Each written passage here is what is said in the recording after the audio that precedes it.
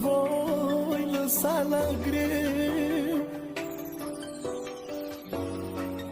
că tu ești bărbatul meu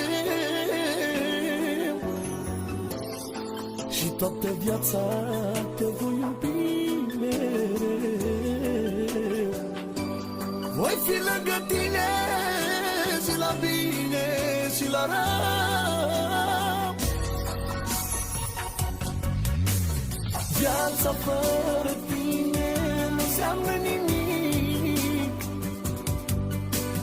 Am găsit la tine tot ce mi-am dorit. Doar tu